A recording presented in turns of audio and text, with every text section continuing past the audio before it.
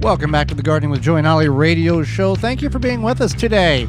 Well, when it comes to watering, we talked about it in the first segment. Watering is an important aspect whether you're growing vegetables, shrubs, or trees, and Tree Diaper has the device in which will make your watering so much easier. If your plants could talk to you, they would have a few complaints about not being properly watered, either too much or too little. How do you water properly? Take the guesswork out by using the Tree Diaper. Tree Diaper is a revolutionary watering system that stabilizes soil moisture by taking up excess water and slowly releases it when plants need it. The Tree Diaper is filled with water from rain or when you water and slowly releases water over 3 weeks. No pipes, hoses, or electricity needed. Whether you're a first-time gardener or advanced, Tree Diaper will improve the way you water your plants. Made in the USA, check out all sizes they have available. That's treediaper.com. They'll keep your plants happy. That's treediaper.com. Well, let's talk about watering. We talked about watering there, but life under the soil. Many people may not understand or realize the magnitude of activity that goes on underneath just a few inches of the soil in your garden, Holly. Right. So many people just refer to soil as dirt. It's dirt. It's dirt. Actually, what? Yeah, our niece. Yeah. What's that big pile of dirt? No, she knows it's not dirt. Oh, yeah, she knows it's not dirt, yeah. She's 10 years old. We had compost delivered in the Milwaukee market here. Blue Ribbon Organics delivered us. We purchased 7 yards of compost from them. And our niece was like, when's the dirt going to come? Oh, I mean, I know it's not dirt. Yeah, I said, you know it's not dirt. She's like, I know, it's not dirt, in her little 10-year-old. Yeah, nothing's wrong in the world voice. Yeah. But anyway, there's millions and billions of things going on literally underneath the soil in your garden. Right. So just to keep in mind, it is a living thing. And that's very important to know because... Not all soil is living, but the garden soil that we should be growing in should be living. Right. We don't know what the soil in the back 40 of some old lot might be doing. But in our garden, you want it to be living. So an average soil sample is about 45% minerals, 25% water, 25% air, and 5% organic matter. Now, you can increase or decrease that organic matter based on what you choose to do, but it's just good to keep in mind what's in your soil. So mostly it's sand, silt, clay, air, water, minerals, and organic matter. And then there's also animals in it. So that includes things like worms, and then also earthworms, grubs, centipedes, millipedes, snails, slugs, beetles, ants, fungi, insect larvae, bacteria, mushrooms, and many other organisms. So there's even just tiny little decomposers that we could probably never see. And you may be looking, you'll hear that list and go, well, not all of those are good things. I don't want snails in my garden. I don't want, beetles in my garden or ants. This is a harmony. There's good bugs and bad bugs. And by having a balanced ecosystem in your garden, they will keep each other in check. Right. So that's a few things in there, but I think the biggest thing we can talk about is worms. So if you have a lot of worms in your soil, it's very healthy. And worms can produce up to one worm can produce a 1/3 pound of worm castings per year. So that's just one worm. That's their bathroom product. Yeah. I was trying to keep it clean, but okay. Well, just got to keep it real. Yeah. But 1/3 per year. Now that's and you can buy worm castings. Worm castings have a phenomenal property in them in which whenever fed to plants or plants are grown in, this property is picked up by the plants. And aphids are the tick of the plant world, and aphids like to suck the juice out of plants and stress them out and potentially kill them. So what this property is doing inside of the plants that the worm castings are fed to, it gets ingested into the aphid, and this property causes the aphid to dissolve from the inside out, killing it. So nature keeping things in check. Yeah, it's just a balance of the ecosystem that you hopefully have a balanced ecosystem in your backyard. But what if you don't have worms? What do you do? I was just going to talk about that.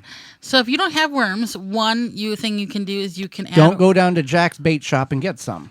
Right. So one thing you can do is you can add organic matter to your soil, whether that be your own compost, other compost, coffee grounds, mix those in. banana peels, what have you, kitchen scraps, things like that. And that what will happen is the worms will realize, hey, there's food here, and they will come into your garden, and then they'll make their home there. If you go down to Jack's Bait Shop or the local gas station with their worms, you are introducing worms from a foreign ecosystem. Even if you think they're local worms, you're still introducing worms from a foreign ecosystem, and that could cause problems. And these worms aren't going to survive anyway. No, they're a lot of not times designed. Worms are designed to go catch fish, not work through your soil. Yeah, fishing worms. Right. Yeah, so that's something to definitely keep in mind. And then also, there's a lot of things that... And people are like, well, how does worms know that something's there? Worms will travel very long distances, and they can go very deep as well, up to 8 feet. Yeah, that's another thing is they're going 8 feet down into underneath your garden beds and mixing all of that stuff around and just help fertilizing your soil, essentially. So another thing that is amazing about earthworms is that they do shred that.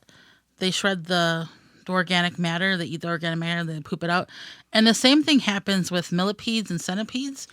These are the ones with the creepy, crawly, multiple legs that people are like, oh, but that you got to leave them alone. Right, and beetles too. Yeah. Now, if you have some sort of beetle that's harmful above the ground, like the potato beetle, potato beetle, that's different. These are like earth beetles. Yeah, these are the good guys. Yeah, so you want to, if you see the earth beetles crawling around, you want to leave walk them alone. Away, cringe, and let them do their thing. Right.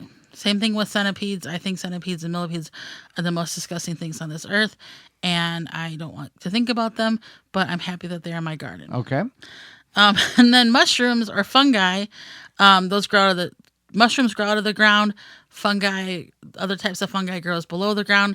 But if you see mushrooms, don't think it's a bad thing. Definitely don't eat them. Don't let your dog eat them, or your children, or your cat, or your pet bunny, whatever. Because they could be they're good for the soil, but bad for everything else. Right.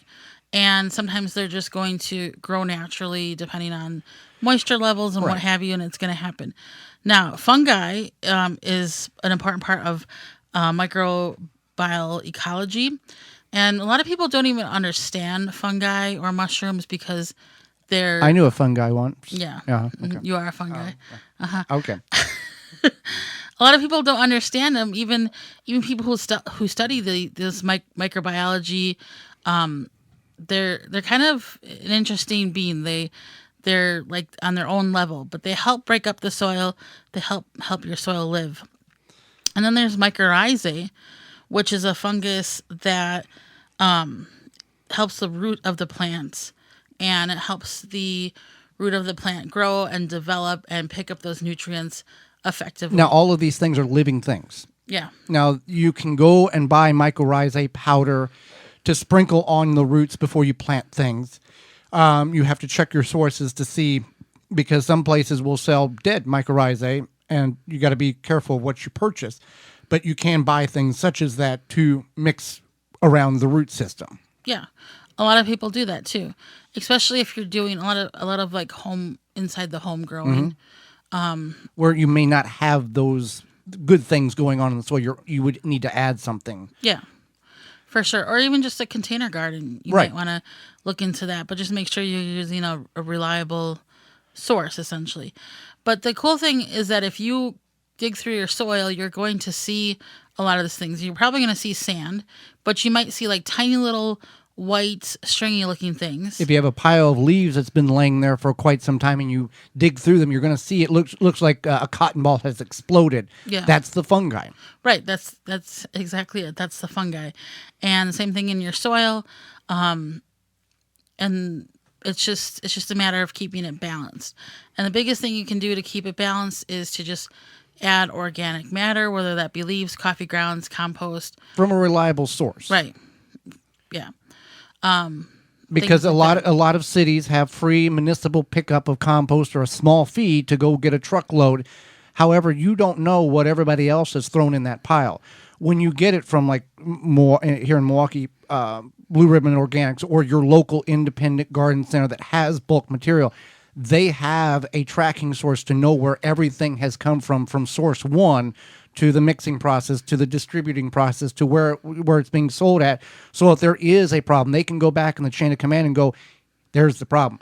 With the city, they just want your cash, basically. They want the pile gone. And this stuff is fine if you're just going to top dress around, trees or shrubs. But if you're actually going to utilize this for food production, there can be harmful chemicals in this stuff. So one way to kind of figure out without actually doing a soil test on the municipality compost is try to get a sample. Let just an ice cream bucket full. Take it home, put 5, 6, 7, 8 bush beans in it. Bush beans will germinate in about 4 days. Keep them moist. And they'll pop up. If everything on those bush beans looks normal, the leaf structure is fine, it's not curled up or disformed or anything like that, the soil is probably very, very good. If those beans sprout and they're disformed and twisted leaves and the limbs and everything's there's some kind of toxicity, and that's called toxic soil or poison compost, and that can pretty much kill anything that's broadleaf that you're growing, ornamental or edible. Right. So if you do want to go that route, the only problem is that you might get that compost sample on Monday. On one side of the pile and the other side's bad. Yeah. Right. So that's a little bit problematic, but it's definitely something that you could try. And I don't think the city necessarily wants your money. They probably just want the compost gone. But yeah, definitely. I don't think most cities are doing it for the goodness of their heart to help people grow vegetables. No, but they want the compost gone. Yeah. Yeah. So, and they probably get some sort of federal funding I'm for sure. composting. Yeah, because they're not doing it for free. Right. There's also nematodes, and we are going to talk about nematodes next week. There's good and bad nematodes. And nematodes are super, super tiny. They live in the roots of your plants. They can live in the roots of your plants. So we're going to definitely talk about that next week, but that's another thing that is in your soil as well. So this is all a lot of stuff. So definitely keep that in mind, that your soil is a living thing, and there's a lot underneath your tomato plants that you don't even know about. Be kind to it, mulch it, feed it, try to not abuse it. If you need to dig the soil or till the soil, be cautious and smart on how you do such. Well, something else, there was good bugs in there and there was some bad bugs. Well, another bad bug is Japanese beetles, and it will be warming up soon, and it's really starting to get warm where we're at. Maybe it's warm where you're at, and you want to soon to be able to enjoy your yard, whether by yourself or with your family or relatives, without having the beetles and grubs bothering you. Yeah, it's time to start thinking about those beetles and grubs. There's Japanese beetles just right around the corner, and who knows what else. So Grub Gone is something that you can use. Grub Gone can be applied directly to the turf or your garden and or around ornamentals to control grubs and lessen the impact that those beetles have on your yard this summer. Easy to use. Apply with a commercial spreader or irrigate right into the soil. Biologically, that specifically targets the grubs and the beetles that invade you without harming any of those beneficial insects such as bees, butterflies, and ladybugs. Yep, and to be honest, it's the only non-chemical that works. You can find out more at phyllumbioproducts.com. That's PHYLLOM bioproducts.com. phyllumbioproducts.com. Hey there, gardeners. Thanks for checking out this segment of the Gardening with Joey and Holly radio show. If you like what you've seen, you can search through the channel and find full in-studio videos of the entire show. If you want to go another route, you can search for it on your favorite podcast platform by searching the Wisconsin Vegetable Gardener radio show or the Gardening with Joey and Holly radio show, and you can download it and take it with you. You can check out all past seasons at our website, thewisconsinvegetablegardener.com, under the radio tabs at the top of the page. We thank you for joining us. We hope you've learned and enjoyed the show, the segment, and we'll see you next time.